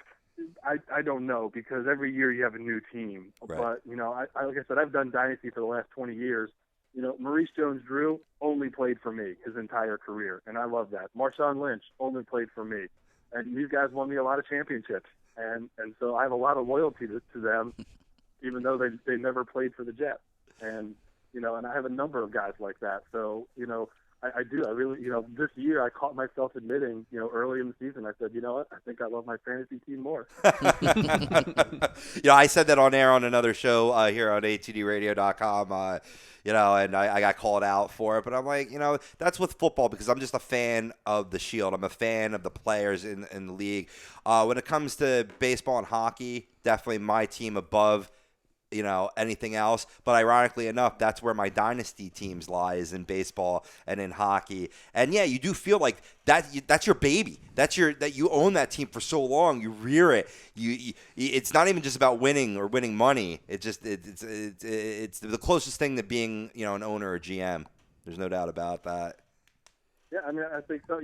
There's a certain pride. I was in the championship last year, and Maurice Jones-Drew was on the waiver wire, and I put him on my team so he could get one more ring. Nice. And and he didn't play, and I tweeted it to him, and he appreciated he appreciated the love and the respect. I put him back on the team. It was so much fun. I got to bust on all my friends for it, and it was a good time. And so yeah, I think I do love him more. That's awesome, man. Great story. Absolutely great story. I want to ask you about Cordell Patterson, who, he popped back up on the radar last week. Again, had a modest but pretty decent fantasy game. And then also Adam Thielen. I'm not sure if I'm pronouncing that correctly, but he had a monster game as the benefactor of the Stephon Diggs injury. Are either one of these players worth a waiver wire claim? Well, the problem with Minnesota is they're off next week, or this week coming up. Right. So if you want to stash it, I think Thielen is. He seems to have a good connection with Bradford, and he's always, even when Bradford came in that first week, he threw a couple of important balls to Thielen, and so I think there's something there. Oh, yeah. And I think he might end up being the number 2. I think Diggs is still going to be the number 1. And I think he'll benefit with Thielen helping out there because they're going to transition to, I think, a little less of the run game and a little more of the passing game. And Patterson, I think, is going to be a boom or bust. He'll have some good games, or he'll get over the top, or he'll get a punt return or something like that, or kick return. Streether does the punt returns, I think it is. Right. And he will. So Patterson, I'm not banking on him at all. But Thielen's going to be probably highlighted in next week's article. I didn't put him in this week because of the bye. Thinking too many people will just overpass him because they'll look at projections for week 6 and they'll see there'll be nothing next to his name. He won't show up. Yeah, no, it's a great point you make, and that's why I kind of asked that question about do you pick up a guy that has a lot of talent? I mean, 7 catches on 8 targets for a $127. Yeah, he seems like he's definitely superseded a lot on that depth chart. A guy I was high on preseason, Laquan Treadwell, has just been M.I.A. So, I'm always one where if I have the roster space, I will pick up that guy during his bye and stash him and or maybe even wait till the claims expire and then just do a later in the week ad so it doesn't cost me a waiver wire spot, in terms of the waiver order. But yeah, you do raise a good point. Absolutely. I would definitely, if I had the spot, if you're hurting and you're desperate for a win, you might not be able to do that because you need to make sure you pick up guys that are going to get you the win this week. But if you're one of those guys that are fortunate enough to be maybe 4-1, feeling pretty good, and you know what, let me just grab some insurance, yeah, go grab that guy and stash him and sitting there that extra week. That's no problem. But if you're 2-3, you're trying to get back in the playoff race, I don't know if you can afford it. Yeah, no, agreed. Who else you want to advocate to put a waiver wire claim in tonight? Well, if you're in need of a quarterback, Brian Hoyer is readily available. I'm still nervous they haven't come out and said, he is our man. But I tell you, if he's not the man in Chicago now, Jay Cutler's got dirt on the owner or something. Because Brian Hoyer's just been fantastic. Over 300 yards a game, 2 touchdowns per game, no interceptions. He gives them their best chance to win. I know they're not winning, but it's certainly not his fault. Another guy I like that's been kind of along pretty good, tight end Hunter Henry. He a little worried with Gates coming back last week that he might dip, and I think he saw a dip in targets, but he's still being used in important situations. He was looked for in the end zone. He got that touchdown this week.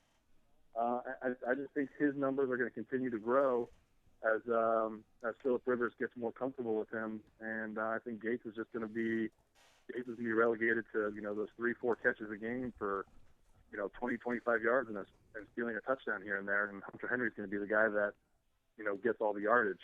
Oh yeah, we're a big fan of Hunter Henry here on the program, and he did perform admirably last week. Even though he did, like you said, he did lose some targets, but he still caught 3 of those 4 for 74 yards and a touch. So it shows that he could have value even in a 2 tight end set. Much similar to Gronkowski and Martellus Bennett that we saw this week, which was phenomenal combination in tight ends. Mike, you wanted to chime in and say something? No, I had Brian Hoyer as one of my guys to pick up. I had him this week because of Cam Newton. Yeah. I dropped Fitzpatrick for Hoyer, and it was a great decision on my end. Yeah. Oh, yeah, it was.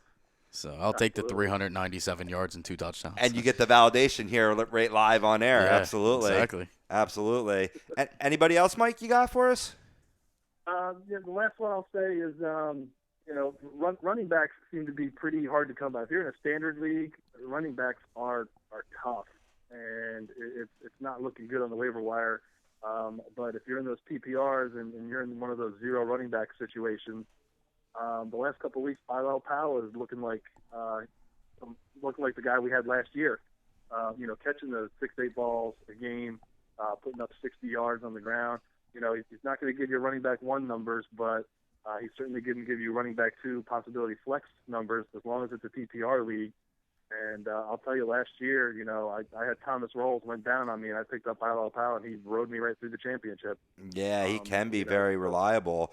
What about Cameron Artis-Payne? I mean, he's purely on the ground at 18 attempts for 85 yards and 2 touchdowns against the Buccaneers last night. If he's available in your league, do you swoop him up? My only concern there is Stewart. Yeah. They seem loyal to Stewart, and if he comes back, does Stewart send him back? I think he's done too good to go back to being inactive, but I don't know what that's going to do. I think they'll give the ball to Stewart for the touchdowns, so that that 1-yard touchdown run that he stole from Fozzie last night to Stewart. Yep. Whenever Stewart comes back, so that's my concern there. But he looked good. That was the best I've seen him look last night. He really did look good to me. And I'm just worried about Stewart and what's going to happen when he comes back. Understood. If you're just joining us, we're speaking with our special guest, Michael Kelley from GoingFor2.com and Dynasty League Problems Facebook group, phenomenal Facebook group. If you want to search for that, jump into the party that I just got privy to. Definitely want to thank you for allowing us to post our show links there in the Facebook group. Anything else you want to talk about, you want to plug before we let you go today, Mike? No, you're hitting it up. Come join the group. We have lots of fun. Anyone that wants to post anything, I'm down for, as long as it doesn't cost my group members money. I believe in sharing information and exchange of information. I want everyone to love fantasy football as much as I do, and I want to everyone to have a good time. And it seems to be working well so far. I haven't had to do too much moderating, but I've done a little bit, but it's good. And I just want to keep it going, keep the conversations going. And a lot of people I think sometimes get scared off because it says Dynasty on it. The Dynasty is my true love, and I know a lot about Dynasty, but we also do a lot of everything else in that group. And so don't be scared away because it says Dynasty. But just come on in and have some fun if you love fantasy football. Don't be scared. Well said, Mike. That's what we're all about, too. We're here to help people dominate in their leagues unless we're matched up against each other and then go, screw off. We got nothing for you. I think you posted something similar in the group. Hey, Mike, thanks for spending the time with us. Really appreciate it. No problem. Anytime, guys. I had a blast. Take care, man. See you. All right. Bye. Mike Kelley, GoingFor2.com. Thank you so much for joining us. You guys have any last ad recommendations before we hit the break? The only other guy I really had was Cole Beasley. Yeah, he's only he is 40% owned, which is kind of a lot for who would probably be your third wide receiver. But 4 receptions, 53 yards, and a touchdown last week is effective enough for me to want to go out and go get him. So yeah, absolutely. Maybe actually go after Jacquizz Rodgers. Even when Doug Martin comes back, they're going to probably be using Rodgers in a passing back situation. With Sims being gone, With right? Sims being gone now, and it might be beneficial, especially for guys in PPR leagues. Yeah, the only problem with him is they go on a bye week this week too. So yeah. Oh, yeah. People might forget about him if you go and try to grab him next week. We'll put a little thumbtack in guys like him and the Minnesota wide receivers. We'll talk about them more next week. The hottest waiver wire ad, the BMW of Atlantic City dealership. They challenge its sales team. They must sell 100 vehicles, which means you save. Right now, lease a certified pre-owned elite 2016 BMW 320i with xDrive, just $299 a month for 36 months. The ultimate driving experience is closer than you think. BMW of Atlantic City. Easy to get to, minutes off exit 37 on the Garden State Parkway, or check them out online, BMWAtlanticCity.com. On the other side, we're getting to the poll results, and we're talking a little fantasy hockey. Oh, Brian's stoked. I'm stoked. My bread and butter, baby. Stick with us. Fantasy Dominance Now, A2DRadio.com.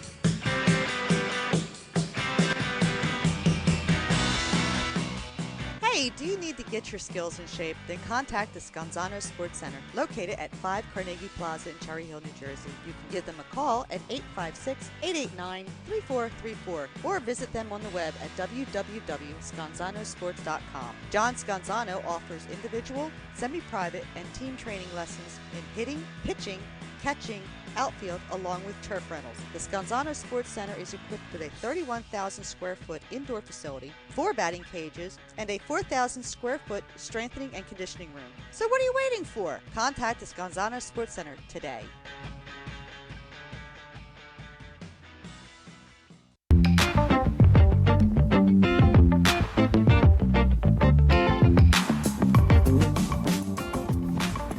A2DRadio.com is sponsored by the Sports Outlet for all your sporting needs. Located 703 Black Horse Pike in Glendora, New Jersey. Give them a call at 856-939-2030 or email them at sportsoutletnj@comcast.net or visit them on the web at www.sportsoutletinc.com for all your sporting needs. The Sports Outlet.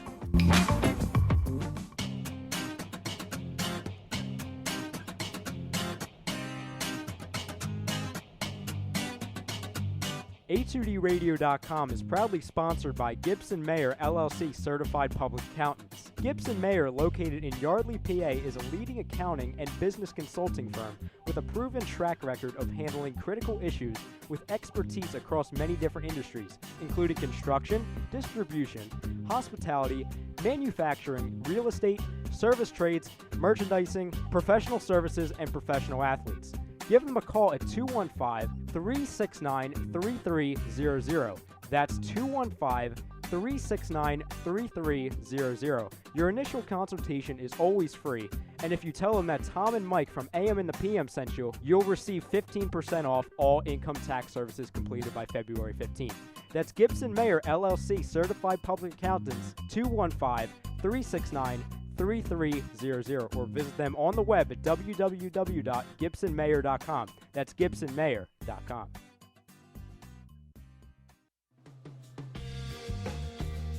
You're listening to Fantasy Dominance Now, only on A2DRadio.com.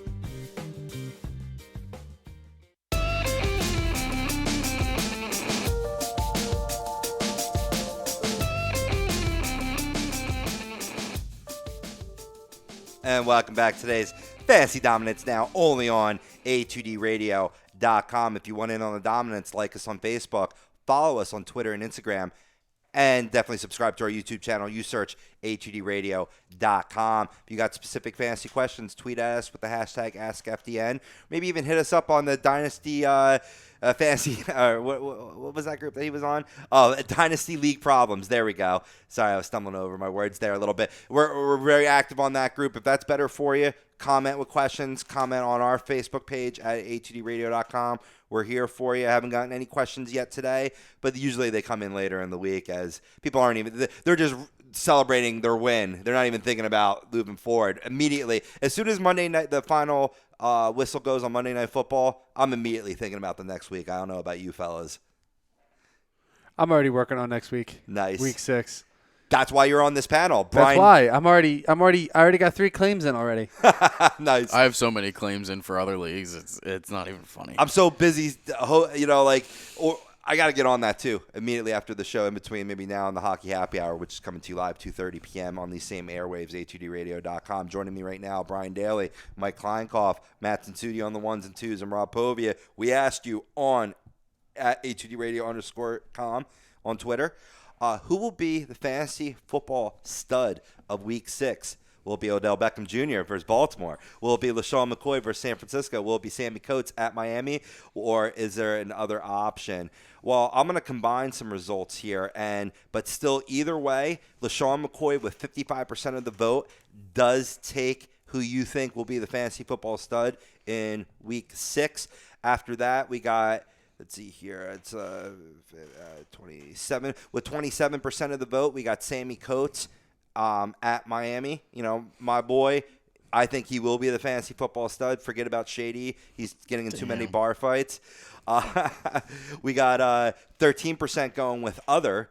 So a lot of people are out there thinking other. And, yeah, we only got 4% for Odell Beckham Jr., Brian. What? Really? Come on now. You know, always dead last. Well, there's a lot of Giants haters out in A2D radio land, so might be And a little that's bit fine. of I'm a Giants hater myself, but even still, come on. It is a tough matchup against Baltimore, though. It is a tough matchup. But, ODB, he seems like he's back. So, we'll see that. But everybody, thank you for voting on my page, on A2D Radio's page. We wanted to make sure that we gave everybody's voice being heard. Now, we're going to put fantasy football to bed right now for this week, and we're going to move on to a little fantasy hockey. I know Brian's excited. I know our producer, Matt Tensudi, is excited for a little fantasy hockey as we begin the season. I want to start off with some rip-roaring injury news, and I'm going to kick it over to Mike for this one with Sidney Crosby.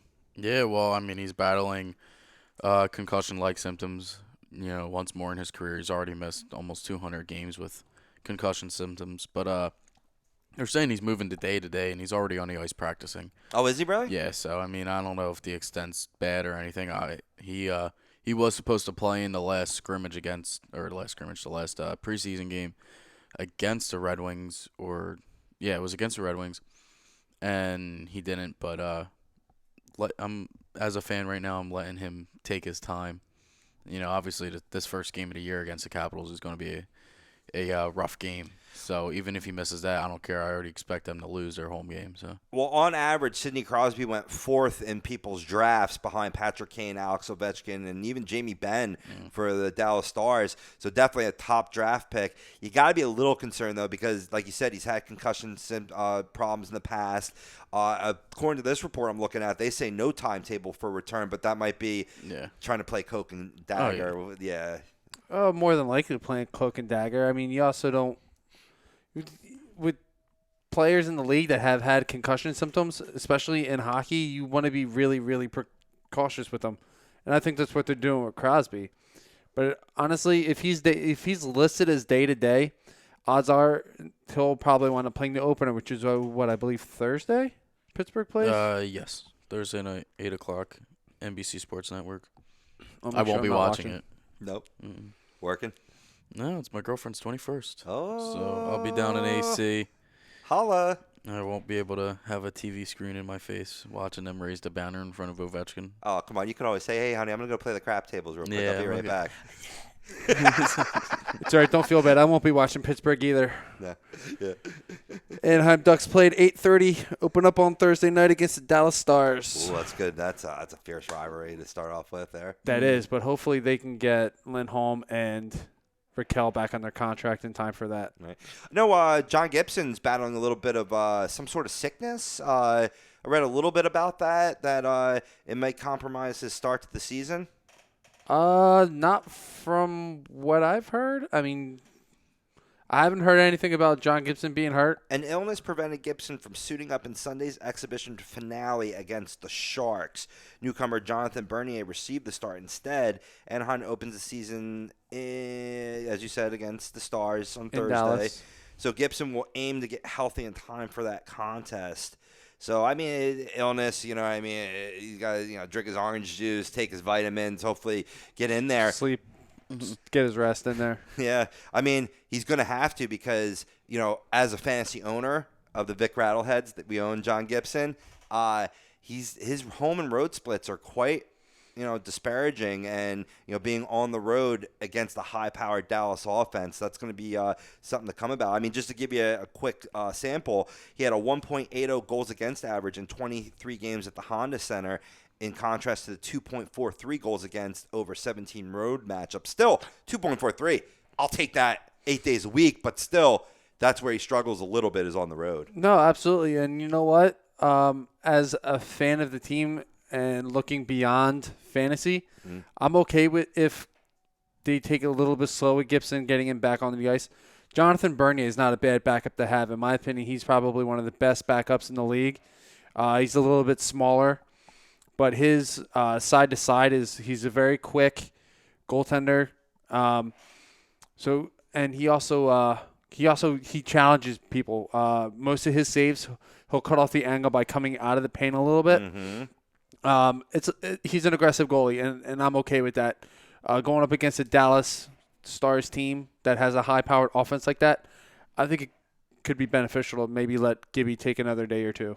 Yeah, very well could be. I know we said we were going to break away from football, but just when we were out, they pulled us back in. Colin Kaepernick to start at quarterback for the 49ers this week. Little breaking news from NFL.com. Well, he's finally going to have to stand, I guess. He's going to have to stand on the field. He's still not going to. No. That's all right. I guess we got another hour and a half of hockey later. That's pretty much over anyway. Yeah. You know? But No doubt. All right, so let's get back. I just want to let our viewers know that. So don't pick up Jeremy Curley.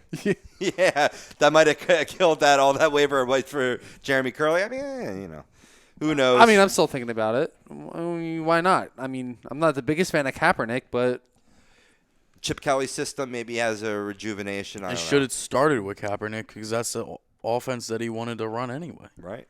No doubt about But it. back to fantasy hockey. Thank you. Dylan Strome is a guy that I really want to advocate if you haven't drafted yet. Well, if you haven't drafted yet, what are you waiting for? The season starts Wednesday. But maybe you just drafted and you're trying to fine-tune that team. Dylan Strome actually ranked $144 overall in the top 250 rankings put out by NHL.com, which I was really surprised to see a rookie held in that such high regard. Well, I mean, it's going to be a nice dynamic duel with him and Max Domi out there in the desert, man. In our Fantrax league, all of ours now, he is 77% owned, but I predict by the end of the first month of the season, that's going to be like 89, 90% owned. The kid's got a lot of talent. He's playing on the power play. He's a second-line center. He's going to get a lot of opportunities. I mean, this kid is good. He was the number 3 overall pick in, I believe, 2015.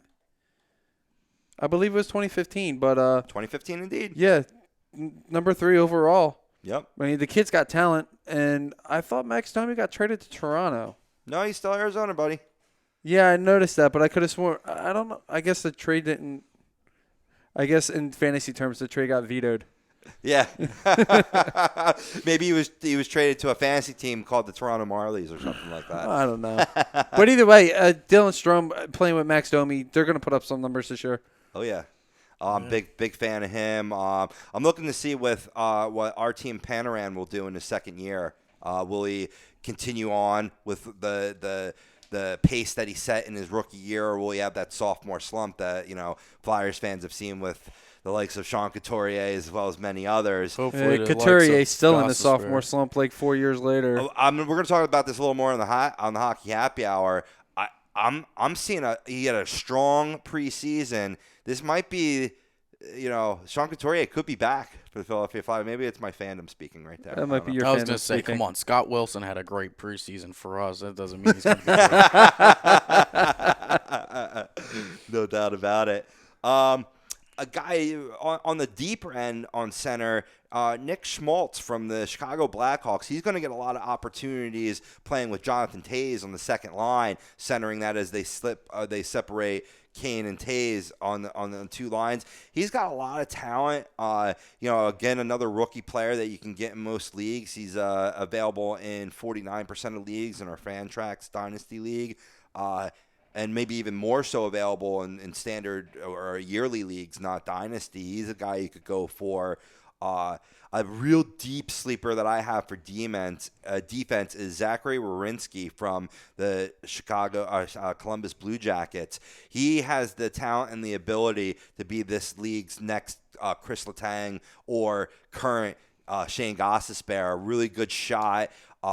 He probably will start off the year in the AHL for the Lake Erie Monsters, who he helped win a Calder Cup. He was very, very important in that Calder Cup trophy run.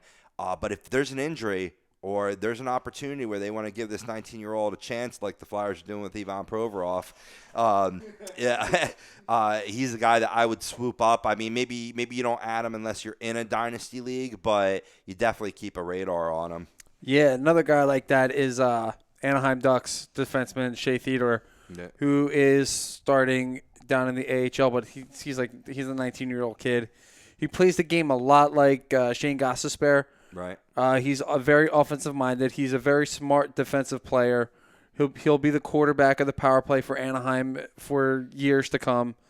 Hopefully, if they can get him under contract for after the entry-level contract is up. But he has a lot of offensive upside. He'd be a guy to grab. Yeah. Another guy I like too is, another. Of course, we're all talking about our own teams here, but I was going to ask you, who did you grab that you liked? The Penguins with Tristan Jarry. Yeah. You got to watch out for him because if Matt Murray's not there for the first couple of weeks with his hand injury, Fleury starts to go down. Tristan Jarry is going to come up and take that spot. So him or the Penguins just signed Mike Condon today as well. So another guy you might want to look out for with Condon. Obviously he started out great but ended bad, but you never know. Another guy to pick up, and I'm seriously not doing this on purpose. Rickard Rakell, when he gets back on the contract at Anaheim, coming off a season where he went 23 and 28 for 48 points, 23 and 25 for 48 points. Good he had a strong sophomore season. They expect a lot of more goals out of him. Obviously, I don't see that as his breakout year. I see this year as a breakout year for Rickard Rakell. He'll more than likely be playing with Getzlaf and Perry whenever he gets his contract done. Last quick question, really quickly. I noticed that Taylor Hall is ranked 28 on NHL.com's Fantasy Top 250. Do you think that's high for Taylor Hall now on the New Jersey Devils? No. No, you think that's about right? I think his role is going to be a lot better with the Devils. I really do. Okay. I agree. He's got Henrique on his line now, and they played in the OHL together. Possibly Paul Murray, right? And Paul Murray. Paul Murray's going to be playing on the other wing. That line is going to be disgusting. Mm-hmm. It really is, baby. It's going to be a filthy line. I mean, Paul Murray's a 20-goal scorer. Yeah. Henrique's a 20-goal scorer. And Hall's going to be 20. Yeah. I think that line it's going to scare me when I go up to the Prudential Center this year to watch the Penguins and Devils face off. You could just be scared going to the Prudential Center. It doesn't matter who they're putting out on the ice. Let's face facts. All right, guys, it's been a really great show. Want to thank Mike Kelley again from goingfor2.com for joining us. Brian Daly, Mike Kleinkoff, Matt Tensudi on the ones and twos. I'm Rob Povia. Join us again, 2:30 p.m. Hockey Happy Hour here on HUDRadio.com, which is sponsored by the BMW of Atlantic City dealership. They're easy to get 2 minutes off the exit 37 on the Garden State Parkway. Give them a call, 609-563-9200. Peace!